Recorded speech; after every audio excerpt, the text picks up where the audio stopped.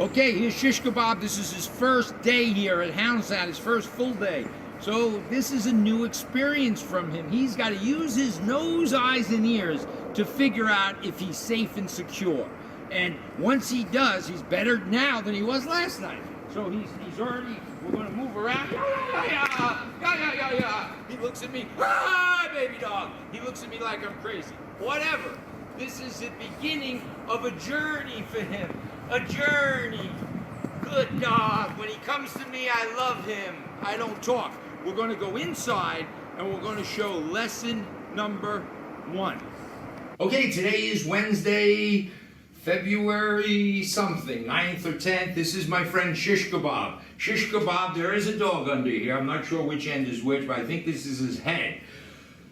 He's a city slicker. What does that mean? He comes from a very artificial environment. We're in suburbia here, so we're semi-artificial. I mean, there is grass and there is nature here, very limited.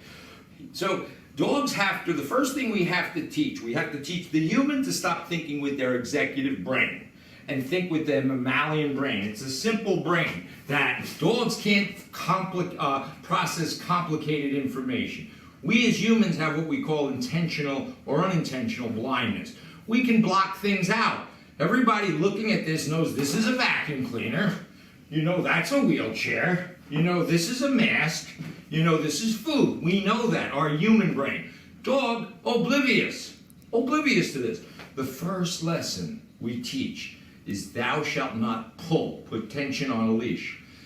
We do it by correcting and then loving. We don't mark this behavior with food. So our journey begins by teaching that simple behavior. Then the next simple thing we teach is to ask a dog to sit.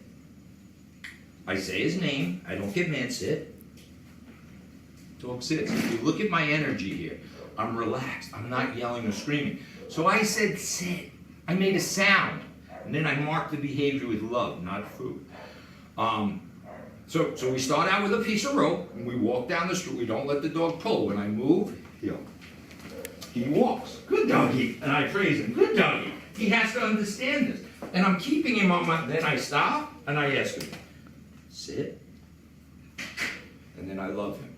So why is the dog on the left? Why cannot the dog pull? A dog pulling on an artificial tether, which is a leash, indicates what the dog thinks about. Where he belongs in the pack. So a dog pulling is obviously the leader of the pack. And so we make it simple. He's on our left side. So this way tomorrow he's not in front. The next day he's over here. When I move with my left foot, doggy moves. Good doggy. I turn, a little correction because he was distracted by something. Dogs can't be distracted. In New York City, there are distractions. I stop. I ask him to SIT. So I taught him to spell. This is with a piece of rope. We don't use pinch collars. We don't use electric collars. We reinforce bad behavior with a correction, and we reinforce good behavior with natural love. He loves his schnozzle rubbed. That's what I figured out. He loves that. All right, so we're going to cut for a minute and pick up in a second. So we're picking up where we left off. We actually want to fit the dog with a collar. So this was too small. Now I have the right one. All this is, it's not magic. It's a nylon piece of rope. So all we do is make a P, not a Q, a P, and slip it over the doggy's head. And while I'm doing it, I love him. That's slipped over. This is the right size collar. So he's more fur than he is bone, but then I take and I put a leash, a 6-foot leash, because we're going to do all our work 6 foot away. And then as this is elementary school, so if we get all our behaviors on a 6-foot leash, then we can move to high school, which includes maybe 15-foot of leash, and then 30. But there has to be, the dog has to understand that life begins by paying somewhat attention to the pack leader. So we take dogs from litters, and we put them in an artificial world. The city is the most artificial, right? They got to figure out what elevators are, and sirens. And I know city dogs when they come out because they're pretty much desensitized to a lot of things, but not everything. So steam coming out of a subway grate, just the grate itself, dogs don't do very well with that, and as we'll see as we move this process along. So the first lesson, lesson 1, is think about how the dog sees the world. We reinforce good behavior with physical love. We reinforce bad behavior with a negative correction. It's not abusive.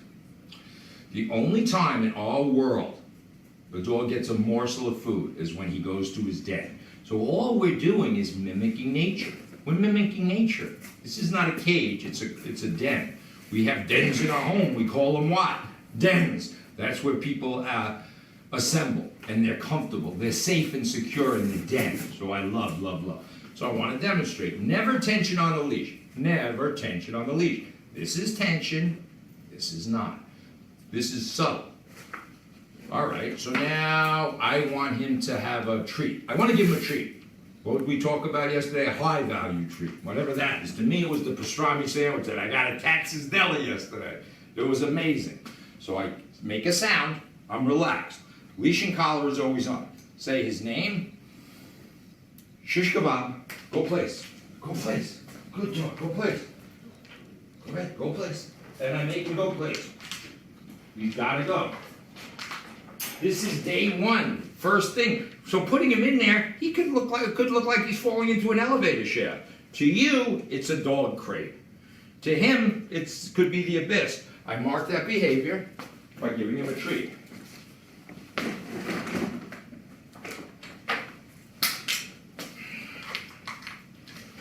The only time the dog gets food. So the dog is in one of two places in our whole life, all the time. Under our supervision, with a leash and collar on, or in his crate, his den. It's very simple when we apply this. I let him out. Okay. Okay, doggy. And now I want to love him. I get low. Good. He came to me. I don't necessarily touch dogs. So we talk about conflicting dogs, right? So if I pet him over there on my couch, and then I yell at him to go away when I have company over, so I keep this simple. Let's keep it simple for the dog so he's not in a state of conflict. I stand up, the leash is always on, so I don't have to chase him around. Good doggy, good. If he wants it, if I want to give him a treat, he doesn't get lorded. He has to go. Watch. Go place. Go place. Good dog. He gets put in, somewhat forcefully, I guess.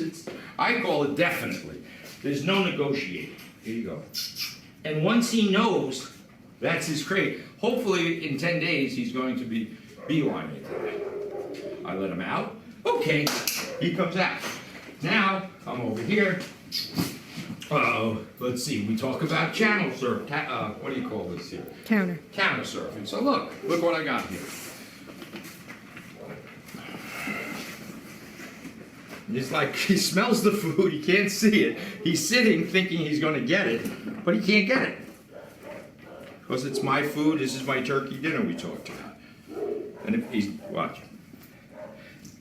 And we have blind dogs, by the way, so it really, none of this matters. He's using his nose to investigate, but he can't have that.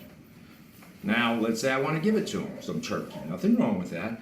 I say his name. Shishkabob. Go place. Go place. Go place. He goes in. And you'll see this getting better each time. Now I give him a piece of turkey. All right, we're going to cut in a minute. We're doing very well. He's got to sniff this. He doesn't see it. Kind of funny. Good, he took it. So this is it. We try to make it fancy so the human brain says it looks like a piece of furniture. It's a den for a denning animal. Water is the environment for fish. A bird's nest is a place for the birds. And a den is a place for a denning animal. Period. Talk to you tomorrow. Mike Gould here, Mayor of Houndstown, USA, home to the happiest dogs on earth. This is our little friend, Shishkabob. He's been here for 2 or 3 days now, and the same thing. So we don't talk about breeds of dogs, we talk about personalities of dogs. So I was just working with a 4-month-old puppy. So we talk about teaching leadership, human leadership to a pack animal, because the pack animal hasn't had leadership since he was with his litter. So we have to teach all the distractors in the world. This is food, obviously, but it's not his food, it's our food. So dogs don't really possess anything. We possess, and we very nicely take care of our puppies and our subordinate members like we would children. But they can't have an expectation to get the treat. That's how they get hit by cars. If they run after a rabbit or they run after a prey item, and their expectation is to get it. So we remove expectation and we teach the dog to avoid distractors. Avoid distractors, so fear, and he runs a little on the fearful side. So if we look at a dog from neutral to confident, the puppy, the 4-month-old puppy, was very confident. Very confident. He needs a different approach. A neutral dog, those are the dogs that everybody had that you just say, oh, he was just wonderful. You're the first dog you had. He was just wonderful. You didn't have to do anything. He was neutral. My friend Shishkabob runs a little on the fearful side. Not terrible, but extremely fearful dogs lash out and bite people.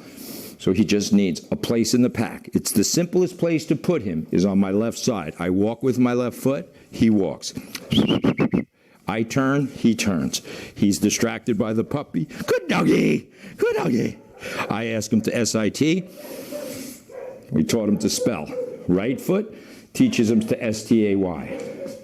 Notice I'm relaxed. Leash and collar is always on. At the conclusion of 12 days, we're going to have a list of 10 things. Leash and collar always on under our supervision. Not under supervision, doggy goes in crate. Step out my left foot, good dog, initiates walking, turning, he's got to stay with me. He doesn't understand that concept yet. But this is how we are. Good dog. So Dr. Temple Grandin wrote Animals in Translation. It talks about distractors, shadows, odors, noises, clanking things. Aluminum clanking is a huge distractor. Watch. Good dog. Sit. Good. Hand me those crutches, please. Just. Now to us, these are crutches. I can't explain to the dog brain what they are. The dog was a little resistant. He should be. He doesn't know what's going on here. He doesn't know the walker. He doesn't know a wheelchair. These are just human things. This is a vacuum cleaner. What's in the vacuum? Odor, food. So he smells an animal, but he has to be taught that it's not dangerous. And we teach by correcting bad behavior with a snap and release, and loving good behavior. No food for this. The food comes in the form of going to his den, which is a crate. Watch, here we go. I say his name, Cappuccino, go place. Shishkabob, Shishkabob. He goes in, and the truth of the matter is that's a human label. It really doesn't matter to the dog. He went into his den, and for that, he's going to get a wonderful reward. And that's in the form of food. I can open the crate, he can't come out. This is our third day. Today's what, Wednesday, Thursday? We're going to build on this. He can't come out. He has his treat. All his food gets put in the den. Playtime is just initiated just by getting low, and he'll come out. But we're going to build on all that. Right now, I'm just giving him a treat. It's just balancing energy. So when the elevator comes and his ears come forward, he needs to be corrected. People sit on the couch and he gets excited because somebody's going to touch him. He needs to be corrected. And you have to be consistent. It's simple. Simple. Thank you.